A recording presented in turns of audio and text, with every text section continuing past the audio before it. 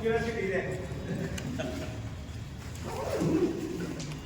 ಈ ಟೈಮಲ್ಲಿ ಮಾಡ್ತಿರೋ ಪ್ರೆಸ್ ಮೀಟ್ ಅಲ್ವಾ ಅಂತ.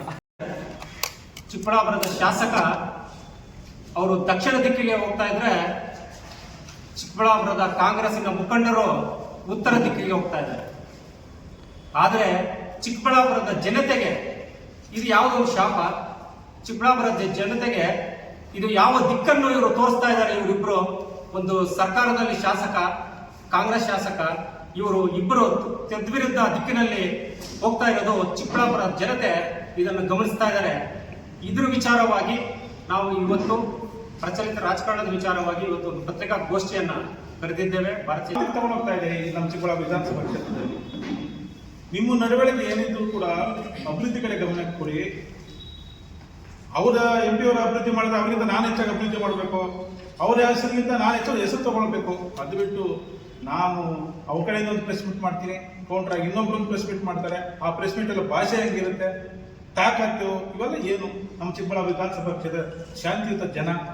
ಈ ಜನಕ್ಕೆ ತಪ್ಪು ದಾರಿಗೆ ಯಾಕೆ ತಗೊಂಡೋಗ್ತಾ ಇದ್ದಾರೆ? ಇದು ಎಲ್ಲಿ ತಗೊಂಡೋಗ್ತಾ ಇದ್ದಾರೆ? ಯಾಕೆ ಬೇಕಿತ್ತು ಇದು? ಈ ಉದ್ದೇಶ ಇವತ್ತು ನಾವು ಪತ್ರಿಕಾಗೋಷ್ಠಿ ಕರೆದಿರೋದು. ಈ ಏನು ಇವತ್ತು ಭಾರತೀಯ ಜನತಾ ಪಕ್ಷ ನಿಜವಾಗಿಯೂ ಪ್ರಾಮಾಣಿಕವಾಗಿ ಹೇಳ್ತೀನಿ, ನಾನು 25 ವರ್ಷದಲ್ಲಿ ಇದು ಏನು ದೇಶಕ್ಕಾಗಿ, ಸಮಾಜಕ್ಕಾಗಿ, ಧರ್ಮಕ್ಕಾಗಿ ಪಕ್ಷ ಕಟ್ಟಿರೋದು. ನಾವು ಸೋಲು ಗೆಲುವು ನಮಗೆ ಈಗ ಅಧಿಕಾರನೇ ಬೇಕು ಅಂತಿದೆ, ಮೊದಲು ನಮಗೆ ಆಗಿಲ್ಲ. ನಾವು ಎಲೆಕ್ಷನ್ ಗೆಲ್ತೀವಿ, ಇದ್ದೇ ಗೆಲ್ತೀವಿ. ನಾನು 2 ಸಲ ಗೆದ್ದು ಇದ್ದೀನಿ, 3 ಸಲ ಸೋತು ಇದ್ದೀನಿ. ಅದೇ ಭಾರತೀಯ ಜನತಾ ಪಕ್ಷ ಉದ್ದೇಶ.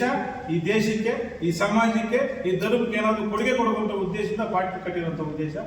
ಈ ಉದ್ದೇಶದಲ್ಲಿ ಈ ವಿಧಾನಸಭಾ ಕ್ಷೇತ್ರ ನಡೀತಿರುವಂಥ ತೀರ್ಮಾನ ತಗೊಂಡಾಗ ನಮಗಂತೂ ತುಂಬಾ ಬೇಸರ ಆಗಿದೆ. ಇದು ಶೋಭಾದವಾದಂತಹ ಈ ನಡವಳಿಕೆ ಸರಿ ಇಲ್ಲ ಅನ್ನೋದನ್ನ ವಾಸ್ತವಿಕವಾಗಿ ಮಾತಾಡುತ್ತಾ ಉಳಿದುತ್ತ ನಮ್ಮ ಅಶೋಕ್ ಅವರು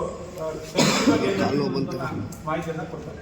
ಪತ್ರಿಕಾ ಮಾಧ್ಯಮ ಇವರು ಕೇಳಿದ್ರು, ಪ್ರತಿಯೊಂದು ಹಳ್ಳಿಗೆ ಹೋಗಿ ಚಾಪೆ ಮೇಲೆ ಕುಂತಿದ ತಕ್ಷಣ ಅಭಿವೃದ್ಧಿ ಆಗಲ್ಲ. ಬರೀ ದೀನ ದಲಿತರನ್ನ ಚಾಪೆ ಮೇಲೆ ಕುಂದಿಸ್ಬಿಟ್ಟು ನೀವು ರಂಗೋಲೆ ಕೆಳಗಡೆ ನುಗ್ಗುವಂತ ಕೆಲಸ ಮಾಡಬೇಡಿ. ನಾನು ಶಾಸಕರಿಗೆ ಖಂಡಿತ ನಾನು ಹೇಳ್ತೀನಿ. ಯಾಕಂದ್ರೆ ಯಾವುದೇ ಅಭಿವೃದ್ಧಿ ವಿಚಾರ ತಕೊಂಡಾಗ ಚಿಕ್ಕಬಳ್ಳಾಪುರ ಕುಂಠಿತವಾಗಿದೆ.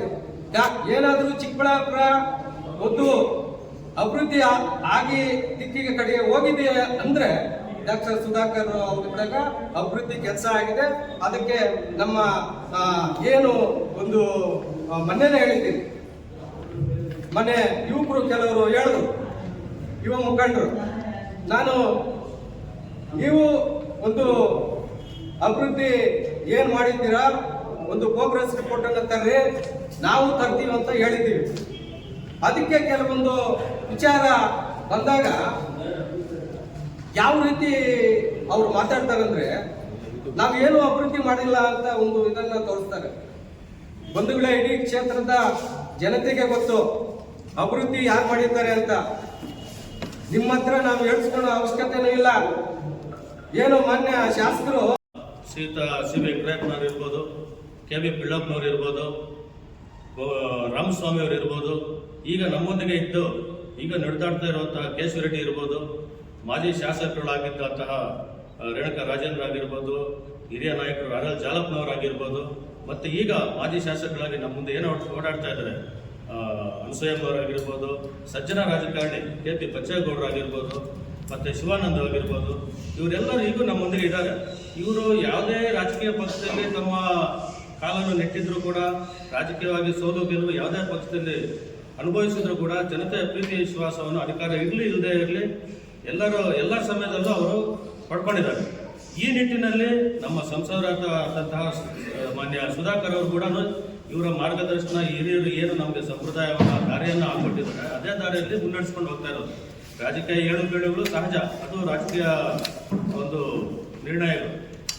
ಆದರೆ ಈಗ ನಡೀತಾ ಇರುವಂಥ ವಿದ್ಯಮಾನಗಳು, ಈಗ ಇದೇ ಪಕ್ಷದವರಿಗೆ ಹಿಂದೆ ವಿಚಾರಗಳು ಕೂಡ ಹೇಳಿದ್ದೀವಿ, ನೀವು ಆಕಾಶಕ್ಕೆ ಉಗುಳೋ ಪ್ರಯತ್ನ ಮಾಡಬೇಡಿ, ಬೇರೆಯವರಿಗೆ ಒಂದು ಬೆರಳು ತೋರಿಸುವಂಥ ಪ್ರಯತ್ನ ಮಾಡಬೇಡಿ, ನಿಮಗೆ 3 ಬೆರಳು ತೋರಿಸ್ತದೆ ಅಂತ.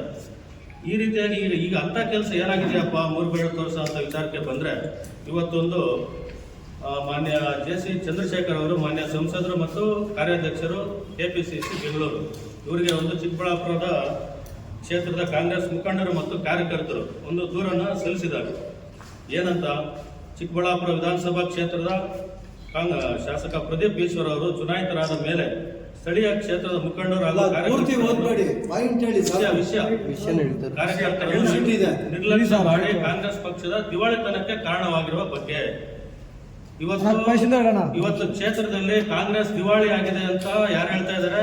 ಕಾಂಗ್ರೆಸ್ ಪಕ್ಷದ ನಾಯಕರುಗಳು, ಕಾಂಗ್ರೆಸ್ ಪಕ್ಷದ ಕಾರ್ಯಕರ್ತರು ಹೇಳ್ತಾ ಇದ್ದಾರೆ. ಇವರಿಬ್ಬರ ನಡುವಿನ ಗುದ್ದಾಟದಲ್ಲಿ ಇವತ್ತು ಚಿಕ್ಕಬಳ್ಳಾಪುರದ ಸಮಗ್ರ ಅಭಿವೃದ್ಧಿ ಶೂನ್ಯವಾಗಿದೆ. ಇವತ್ತು ಬೇರೆ ನಿಮ್ಮ ಮೇಲೆ ಯಾರೇ ಒಂದು ಟೀಕೆ ಟಿಪ್ಪಣಿ ಮಾಡೋ ಹಾಗಿಲ್ಲ.